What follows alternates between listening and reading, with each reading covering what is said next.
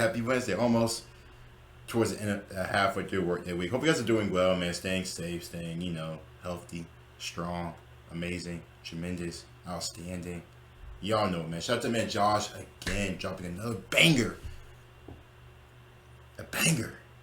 Top 10 F1 drivers of the 80s, man. Hey, very, very looking forward to it. Obviously, we're going to see the Sennas, the Alain Prost, the Nigel Mansells, and others.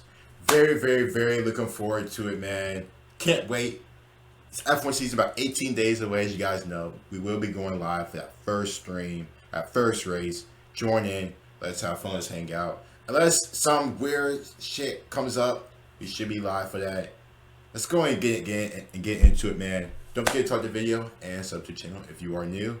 Let's get started. The 1980s. I wasn't born then, so I can't reminisce. Yeah, Great same time, here. so to be alive. I mean, with Reaganomics, Miami Vice, and Arnie. What the hell is Arnie?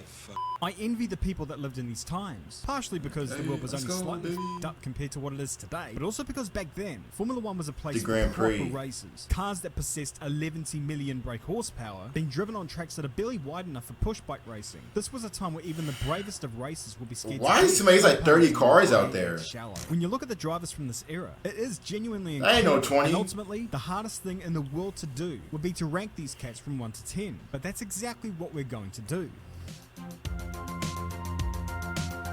Also, y'all comment down below who is y'all top 10, man. Definitely want to engage with you guys, man. Let's have some healthy, fun discussions.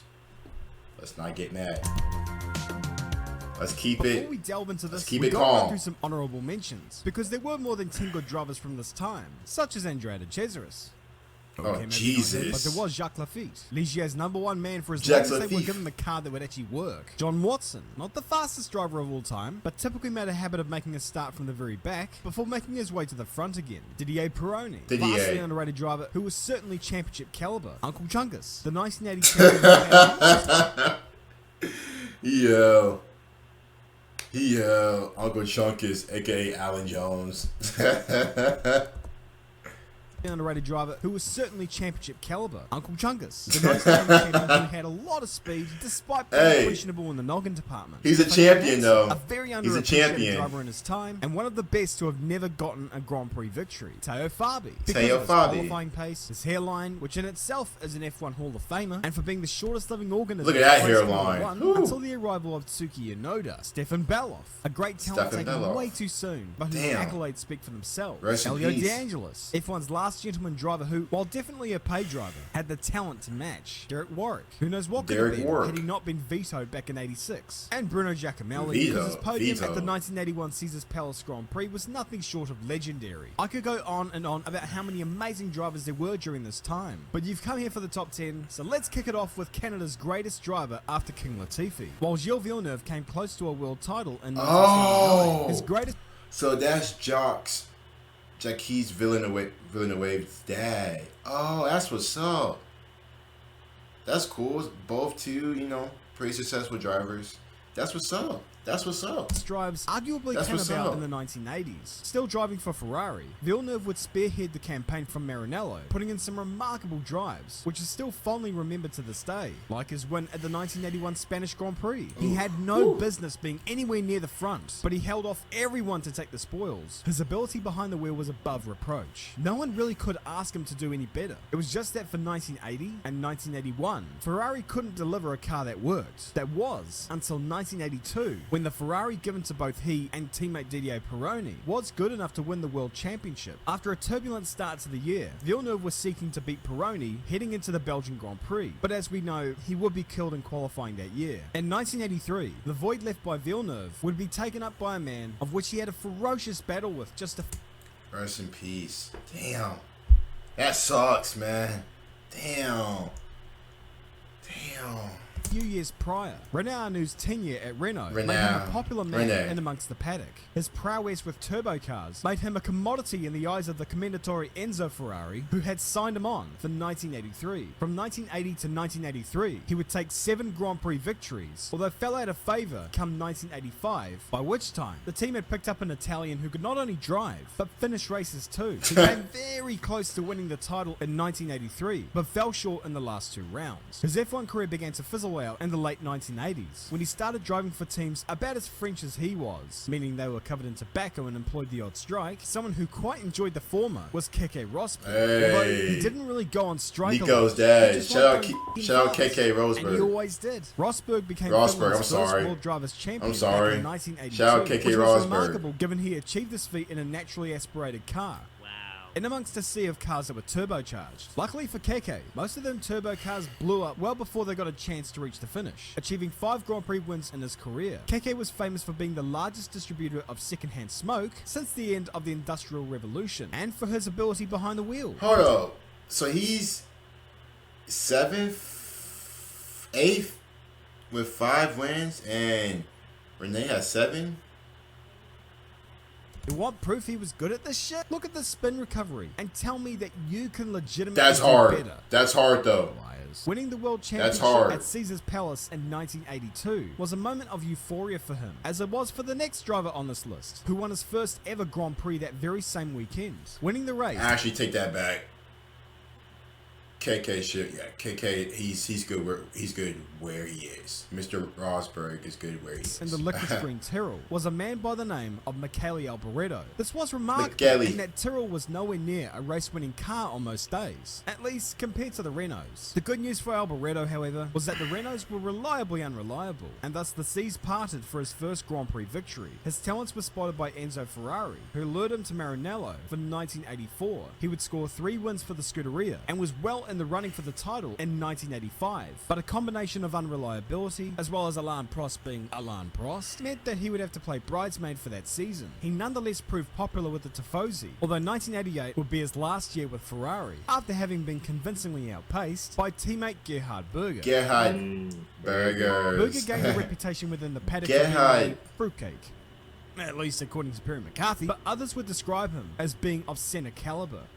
Only nicer. Niceness normally means nothing in this game, but he proved numerous times that he could be as good as anyone else out there. After debuting in 1984, he would finally get his big break with Benetton in 1986, driving in a car with a BMW engine that was producing nearly 1,500 brake horsepower, which should have sent that car to the moon, only weighed down by his gigantic testes. Scoring his maiden Grand Prix victory that year in Mexico, he would then move to Ferrari for 1987, winning a few Grand Prix in his time there, and proving himself to be a handy driver. After bouncing around from McLaren to Ferrari to Benetton, he retired in 1997 with 10 wins to his credit, and had multiple outings where he outclassed the best of the best, and would carry the weight of Austria on his shoulders after the retirement of the great Niki Lauda. After first retiring from the sport in 1979, Lauda decided he liked racing again, and duly signed with McLaren for 1982. He celebrated his return to the sport by calling a strike at the first Grand Prix in South Africa. His first 2 seasons back in the game saw some relative success, winning a couple of Grand Prix as well as that aforementioned strike. However, his literal crowning glory came in 1984, where he won his 3rd world title ahead of his teammate Alain Prost by half a point. He won 5 Grand Prix that year, and would later claim it to be his most satisfying victory by virtue of beating a teammate of that caliber. His second stint in Formula 1 would only remain for another year, retiring at the end of 1985.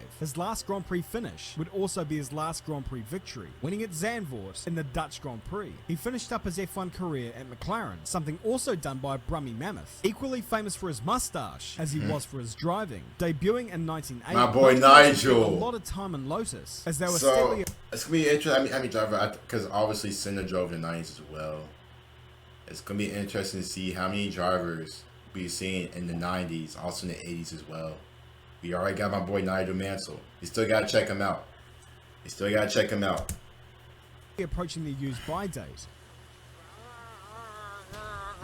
However, he was still able to prove his worth, nab a few podiums, and pole positions in his time there. In 1985, however, he would sign with a team that would give him a whole freaking heap of success, donning the Red 5 that would become so iconic in the world of Formula 1. From the end of 85 right through to 87, Mansell proved to be one of the fastest drivers on that grid. Despite the slight issue of not winning the world title, 1986 in particular was painful to watch. With 2 rounds to go, it should have been a walkover for him. But instead, he opted to make life difficult for himself in the penultimate round in Mexico, and in the final round at Adelaide, his left rear tyre blew itself apart That's and unfortunate. gave the championship to rival Prost. That's Though his unfortunate. indomitable run came in the next decade, Mansell's run from 1985 onwards made him one of the top Grand Prix drivers of his time, and to this day remains a popular character. At least for Britons he is. Look at that mustache. Not so much for Nelson Piquet, although Piquet was only really a fan of himself and his reflection. Piquet won the world title 3 times, in 81, 83, and 87. So there's and no yes, Senna Piquet and is never Prost. really remembered as fondly as some of his rivals, possibly because those years he won the world title were unremarkable, but maybe it also has something to do with what he says. Who was the best? You and Senna. Said, I'm alive. Okay.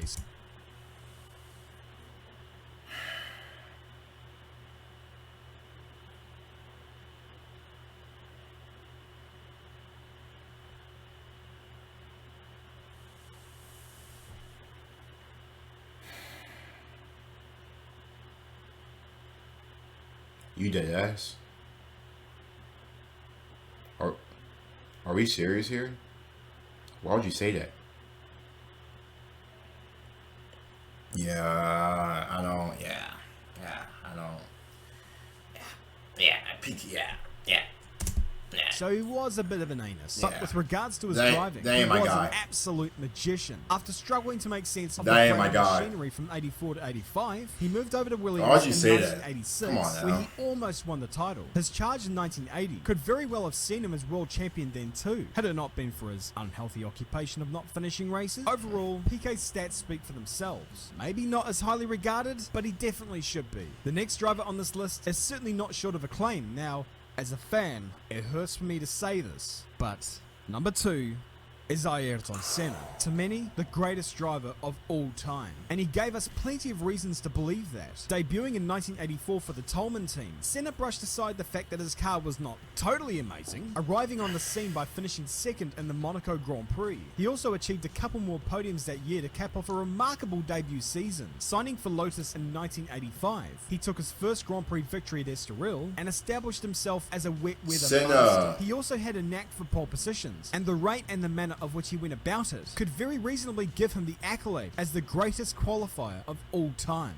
Sorry, Sir Lewis. After moving to McLaren in 1988, he won his first world title thanks to some incredible driving and a really stupid point system, but hey, it's the same for everyone. He wasn't far from controversy, however, vetoing Derek Warwick at Lotus, saying that the team could only have one top-tier driver. And during his time at McLaren, where he had a pretty sour relationship with his teammates. Having said all of that, his displays behind the wheel were nothing short of unbelievable. Some of the greatest drives that the sport has ever seen. No matter what car he put himself in, he always dragged the best out of that car. However, while that arch rival of a teammate of his may not have been as good on pure pace, Prost he is was number as 1. complete a driver as we would ever see in that decade. Now, Alain Prost may come Oh yeah, off and as a also thank you guys for telling me who is who. I don't know why. Like I said, I have to continue to have struggle. Just look at the fat ass nose. That's gonna tell you who's who. Just look at the bit big of a ass dick to nose. some people. What happened in 1989? It was pretty obvious what happened. But setting that aside, let's have a look at Alain's time in Formula 1 in the 1980s. Debuting with McLaren in 1980, Prost endured a relatively quiet season before being snapped up by Renault for 1981 onwards. He would assert himself as a fast driver with the ability to qualify a car very well, so that the Renaults could blow up in front of everyone halfway through the race. Where Prost made his mark, however, was with the McLaren team, who he duly rejoined with in 1984. Teamed up with Niki Lauda, he narrowly missed out on his title by half a point, although he would finally break the duck in 1985 by winning the title ahead of Michele Alboreto, and then he won it again the very next year. His sour relationship with Senna did paint him in a bad light. However, while Senna certainly had Prost's number in terms of qualifying pace, Prost was a master at racecraft. As a family man once rightly put it, Winning's winning.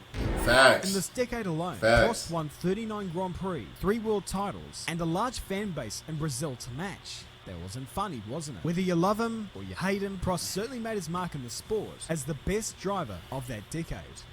I'm sure some of you will violently disagree with me here, so what is your top 10 list? Thank you all for Y'all let me know what y'all think. And hey, I think Senna or Prost, either or could be 1 and 2. I mean, either or could be 1 and 2. Again, we did learn some more new drivers. Still gotta check out that man Mansell. PIQUET,